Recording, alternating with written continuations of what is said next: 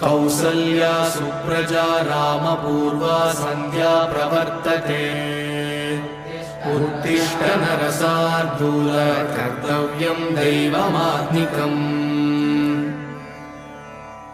कौसल्या सुप्रजा रामपूर्वा सन्ध्या प्रवर्तते उत्तिष्ठ नरशार्दूल कर्तव्यं दैवमात्मिकम् उत्तिष्ठोत्तिष्ठ गोविन्द उत्तिष्ठ गरुडध्वज उत्तिष्ठ कमलाकान्त त्रैलोक्यं मङ्गलं कुरु मातः समस्तजगतां मधुकैटभारेः वक्षो विहारिणि मनोहर दिव्यमूर्ते श्रीस्वामिनिश्रितजनप्रियदानशीले श्रीवेङ्कटेशदयिते तव सुप्रभातम् तव सुप्रभातमरविन्दलोचने भवतु प्रसन्नमुखचन्द्रमण्डले विधिशङ्करेन्द्रवनिताभिरर्चिते वृषशैलनाथदयिते दयानिधे अत्र्यादिसप्तऋषयः समुपास्य सन्ध्या आकाशसिन्धुकमलानि मनोहराणि आदाय पादयुगमर्चयितुं प्रपन्नाः शेषाद्रिशेखर विभो तव सुप्रभातम् पञ्चाननाब्जभव षण्मुखवासवाद्याः त्रैविक्रमादिचरितं विबुधास्तु वन्दी भाषापतिः पठति वासरशुद्धिमारात् शेषाद्रिशेखर विभो तव सुप्रभातम्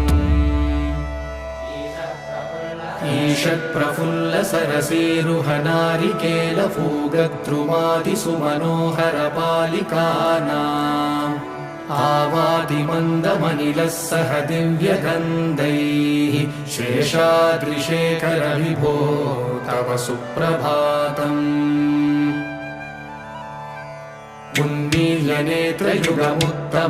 उन्मील्यनेत्रयुगमुत्तमपञ्जरस्ताः पात्रावशिष्टकदलीफलपायसानि भुक्त्वा सलीलमतकेलिसुखाः पठन्ति शेषाद्रिशेखर विभो तव सुप्रभातम्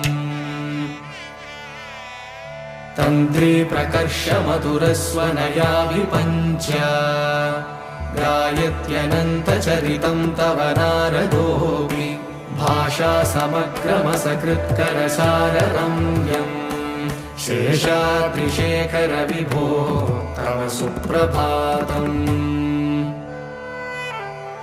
भृङ्गावली च मकरन्दरसानुविद्धजन्कारगीतनिनदैः सह सेवनाय निर्यात्युपान्तसरसी कमलोधरेभ्यः शेषाद्रिशेखर विभो तव सुप्रभातम्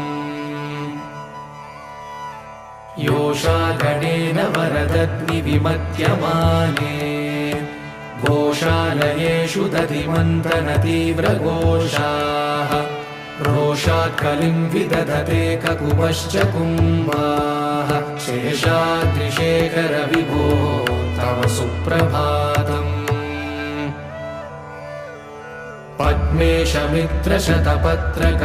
पद्मेशमित्रशतपत्रकतालिवर्गाः हर्तुं श्रियं कुवलयस्य निजाङ्गलक्ष्म्या भेरे निनादमिव बिभ्रति तीव्रनादम् शेषाद्रिशेखर विभो तव सुप्रभातम् श्रीमन्नभीष्टवरदाखिललोकबन्धो श्री श्रीनिवास जगदेकदयैकसिन्धो श्रीदेवतागृहभुजान्तर दिव्यमूर्ते श्रीवेङ्कटाचलपते तव सुप्रभातम् श्रीमन्नभीष्टवरदाखिललोकबन्धो श्री श्रीनिवास जगदेकदयैकसिन्धो श्रीदेवतागृहभुजान्तरदिव्यमूर्ते श्रीवेङ्कटाचलपते तव सुप्रभातम्। श्रीस्वामी पुष्करिणिकाप्लवनिर्मलाङ्गाः श्रेयोर्तिनो हरविरिञ्च सनन्दनाद्याः द्वारे वसन्ति वरवेत्रहतोत्तमाङ्गाः श्रीवेङ्कटाचलपते तव सुप्रभातम्। श्रीशेषशैलगरुडाचलवेङ्कटाद्रिनारायणाद्रिवृषभाद्रिवृषाद्रिमुख्या आख्यां त्वदीयवसतेरनिशं वदन्ति श्रीवेङ्कटाचलपते तव सुप्रभातम्। सेवा पराशिवसुरेश कृशानुधर्मरक्षोऽम्बुनाथ पवमानधनादिनाथाः भद्राञ्जलिप्रविलसन्निजशीर्षदेशाः श्रीवेङ्कटाचलपते तव सुप्रभातम्। धाटेषु ते विहगराज मृगाधिराज नागाधिराज गजराज हयाधिराजाः स्वस्वाधिकारमहिमाधिकमर्दयन्ते श्रीवेङ्कटाचलपते तव सुप्रभातम्। सूर्येन्दुभौमबुधवाक्पतिकाव्यसौरिस्वर्भानुकेतुदिविषत्परिषत्प्रधानाः त्वद्दासदासचरमावधिदासदासाः श्रीवेङ्कटाचलपते तव सुप्रभातम्। त्वत्पादधूलिभरितस्फुरितोत्तमाङ्गाः स्वर्गापवर्गनिरपेक्षनिजान्तरङ्गाः कल्पागमाकलनयाकुलतां लभन्ते श्रीवेङ्कटाचलपते तव सुप्रभातम्। त्वद्गोपुराग्रशिखराणि निरीक्षमाणाः स्वर्गापवर्गपदवीं परमाश्रयन्तः मर्त्यामनुष्यभुवने मतिमाश्रयन्ते श्रीवेङ्कटाचलपते तव सुप्रभातम्। श्रीभूमिनायकदयादिगुणामृताब्धे देवादिदेव जगदेकशरण्यमूर्ते श्रीमन्ननन्तगरुडादिभिरर्चिताङ्घ्रे श्रीवेङ्कटाचलपते तव सुप्रभातम्।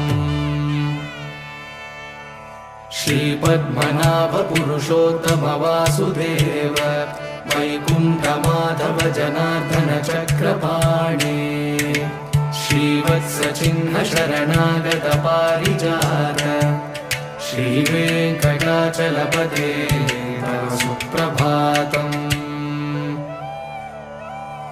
कन्दर्पदर्पहर सुन्दर दिव्यमूर्ते कान्ताकुचाम्बुरुह कुट्मललोलदृष्टे कल्याण निर्मल गुणाकर दिव्यकीर्ते श्रीवेङ्कटाचलपते तव सुप्रभातम्। नीलाकृते कमठकोल नृसिंहवर्णिन् स्वामिन् परश्वत तपोधन रामचन्द्र शेषांश रामय गुणन्दन कल्किरूप श्रीवेङ्कटाचलपते तव सुप्रभातम्। येलालवङ्गगणसार सुगन्धितीर्थम् दिव्यं वियत्सरिति हेमघटेषु पूर्णम् धृत्वा द्रवैदिकशिखामणयः प्रहृष्टाः तिष्ठन्ति वेङ्कटपते तव सुप्रभातम्। भास्वानुदेति विकचानि सरोरुहाणि सम्पूरयन्ति निनदैः ककुभो विहङ्गाः श्रीवैष्णवा सततमर्थितमङ्गलास्ते नामाश्रयन्ति तव वेङ्कटसुप्रभातम् ब्रह्मादयः सुरवरासमहर्षयस्ते सन्तः सनन्दनमुखास्तव योगिवर्याः दामान्तिके तव हि मङ्गलवस्तुहस्ताः श्रीवेङ्कटाचलपते तव सुप्रभातम् लक्ष्मीनिवास निरवध्य गुणैकसिन्धो संसारसागर समुत्तरणैकसेतो वेदान्तवेद्य निज वैभव भक्तभोग्य श्रीवेङ्कटाचलपते तव सुप्रभातम् लक्ष्मीनिवास निरवध्य गुणैकसिन्धो संसारसागर समुत्तरणैकसेतो वेदान्तवेद्य निज वैभव भक्तभोग्य श्रीवेङ्कटाचलपते तव सुप्रभातम् इत्थं वृषाचलपतेरिह सुप्रभातम् ये मानवाः प्रतिदिनं पठितुं प्रवृत्ताः तेषां प्रभातसमये स्मृतिरङ्गभाजा प्रज्ञां परार्थसुलभां परमां प्रसूते इत्थं वृषाचलपतेरिह सुप्रभातम् ये मानवाः प्रतिदिनं पठितुं प्रवृत्ताः तेषां प्रभातसमये स्मृतिरङ्गभाजा प्रज्ञां परार्थसुलभां परमां प्रसूते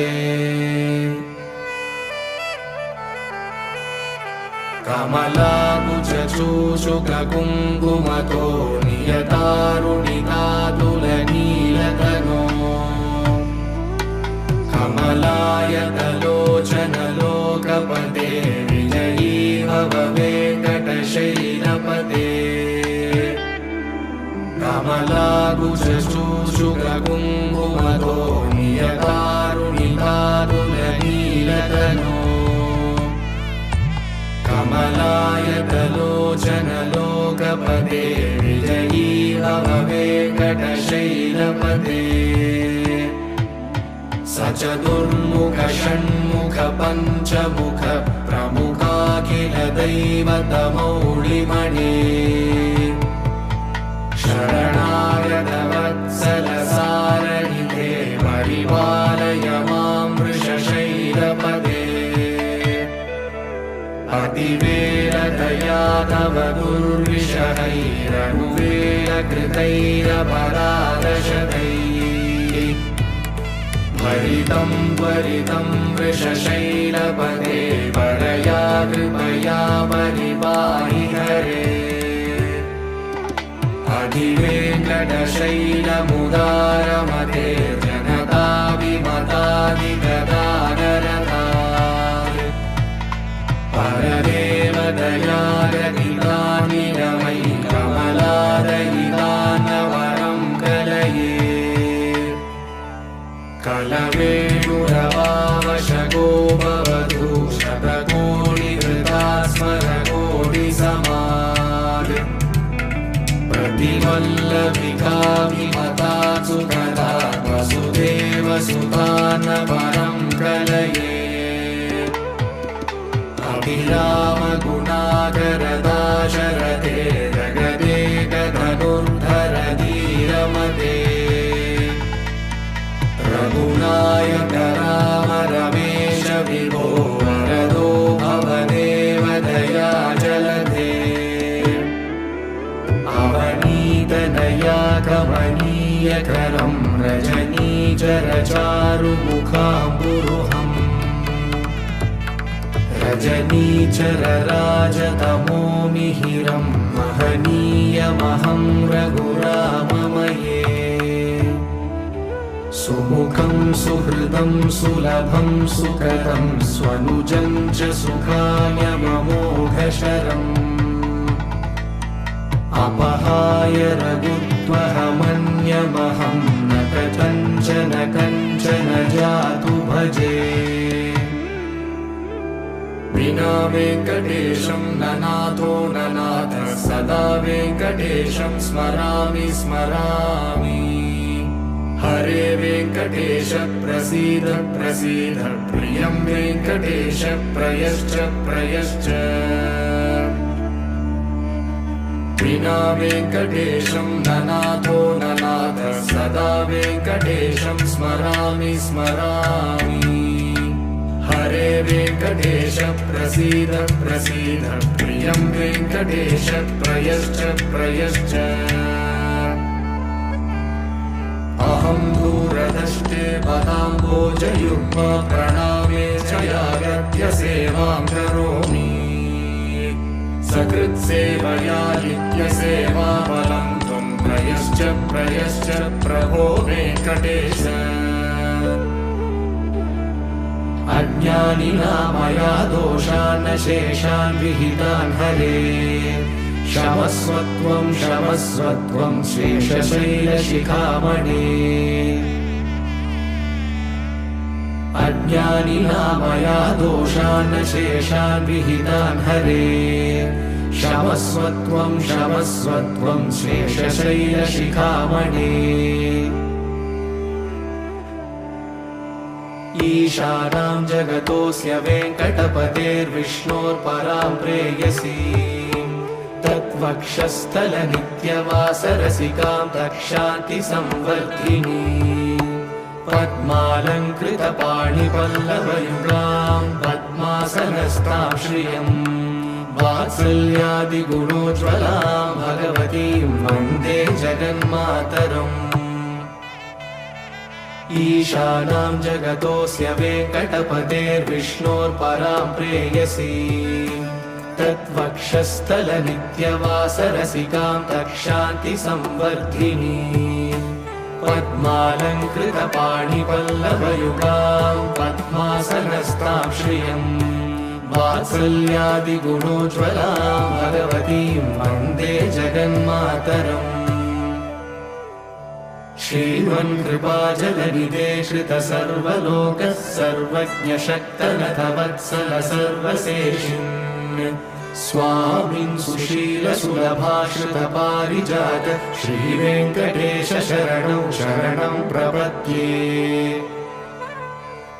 श्रीमन्कृपाजलनिधे श्रितसर्वलोकः सर्वज्ञशक्तनथ वत्सल सर्वशेषिन् स्वामिन् सुशीलसुलभाश्रितपारिजात श्रीवेङ्कटेश शरणं शरणं प्रपद्ये आनूपुरार्पितसुजातसुगन्धिपुष्पसौरभ्यसौरभकरौ समसन्निवेशौ सौम्यौ सदानुभवनेऽपि नवानुभाव्यौ श्रीवेङ्कटेश शरणं शरणं प्रपद्ये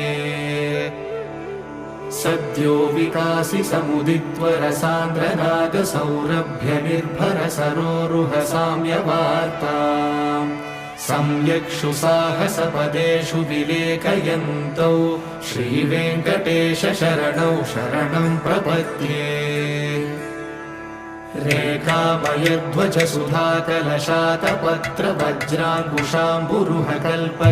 रेखामयध्वजसुधाकलशातपत्रवज्राङ्कुशाम्बुरुहकल्पकशङ्खचक्रैः भव्यैरलङ्कृतकलौ परतत्त्वचिह्नैः श्रीवेङ्कटेश शरणौ शरणं प्रपद्ये ताम्रोदराद्युतिपराजितपद्मरागौ बाह्ये महोभिरविभूतमहेन्द्रनीलौ उद्यन्यकांशुभिरुदस्तशशाङ्कभासौ श्रीवेङ्कटेश शरणं शरणं प्रपद्ये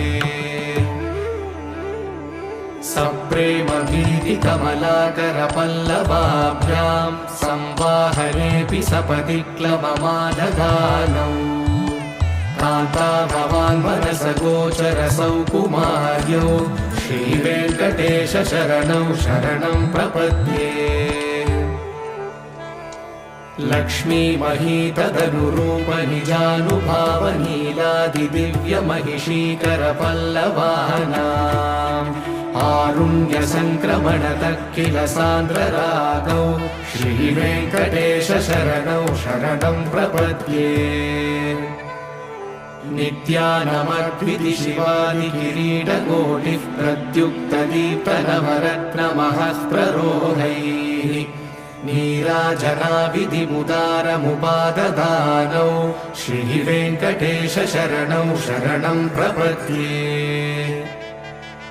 विष्णोपदे परम इत्युदितः प्रशंसौ यौ मध्ववुत्स इति भोग्यतयाभ्युपातौ भूयस्ततेति तव पाणितलः प्रदिष्टौ श्रीवेङ्कटेश शरणौ शरणं प्रपद्ये पार्थाय तत्सदृशसारथिना त्वयैव यौ दर्शितौ स्वचरणौ शरणं व्रजेति भूयोऽपि मह्यमिह तौ करदर्शितौ ते श्रीवेङ्कटेश शरणौ शरणं प्रपद्ये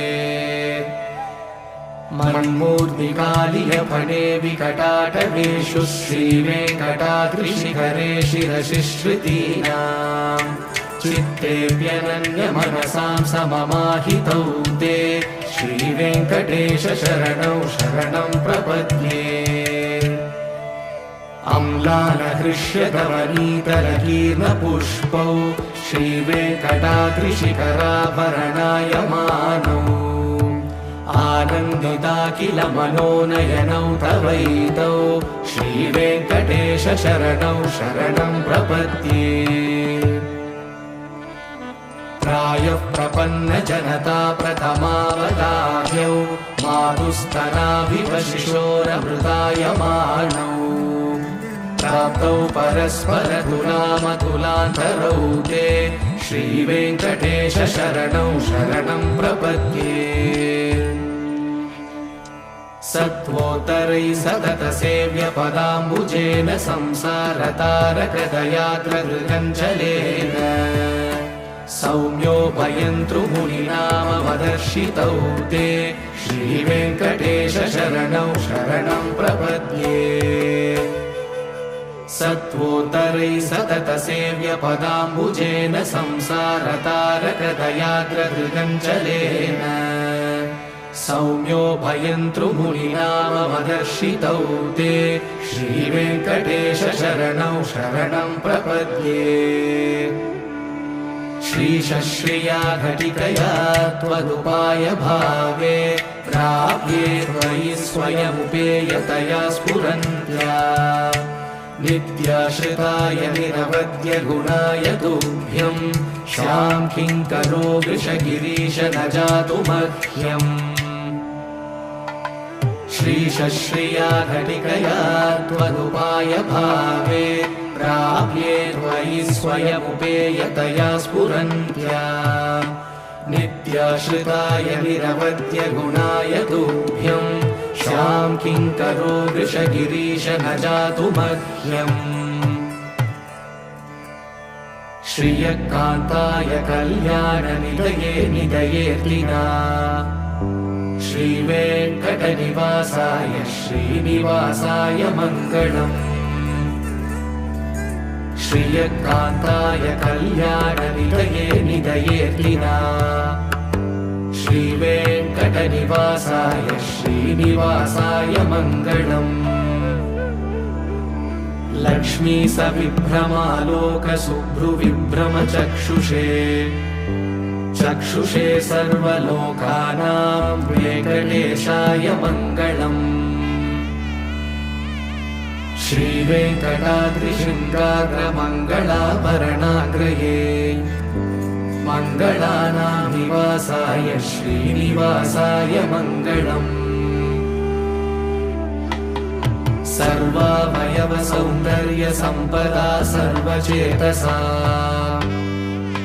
सदा सम्मोहनायास्तु वेङ्कटेशाय मङ्गलम् नित्याय निरवध्याय सत्यानन्दचिदात्मने सर्वान्तरात्मने श्रीमद्वेङ्कटेशाय मङ्गलम्। स्वतः सर्वविदे सर्वशक्तये सर्वशेषिणे सुलभाय सुशीलाय वेङ्कटेशाय मङ्गलम्। परस्मै ब्रह्मणे पूर्णकामाय परमात्मने प्रयुञ्जे परतत्त्वाय वेङ्कटेशाय मङ्गलम्। आकालतत्त्वमश्रान्तमात्मनामनुपश्यता अतृप्यमृतरूपाय वेङ्कटेशाय मङ्गलम्। प्रायस्वशरणौ पुंसां शरण्यत्वेन पाणिना कृपया दिशते श्रीमद्वेङ्कटेशाय मङ्गलम्। दयामृततरङ्गिण्यास्तरङ्गैरिव शीतलैः अपाङ्गैः सिञ्चते विश्वं वेङ्कटेशाय मङ्गलम्। सद्भूषाम्बरहेतीनां सुषमावहमूर्तये सर्वार्तिशमनायास्तु वेङ्कटेशाय मङ्गलम्। श्रीवैकुण्ठविरक्ताय स्वामि पुष्करिणीतटे रमया रममाणाय वेङ्कटेशाय मङ्गलम्। श्रीवैकुण्ठविरक्ताय स्वामि पुष्करिणीतटे रमया रममाणाय वेङ्कटेशाय मङ्गलम्। श्रीमत्सुन्दरजामातृमुनिमानसवासिने सर्वलोकनिवासाय श्रीनिवासाय मङ्गलम्।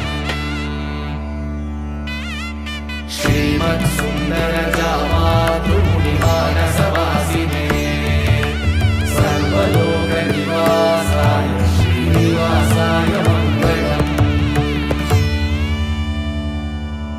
मङ्गलाशासनपरैः मध्वाचार्यपुरोगमैः सर्वैश्च पूर्वैराचार्यैः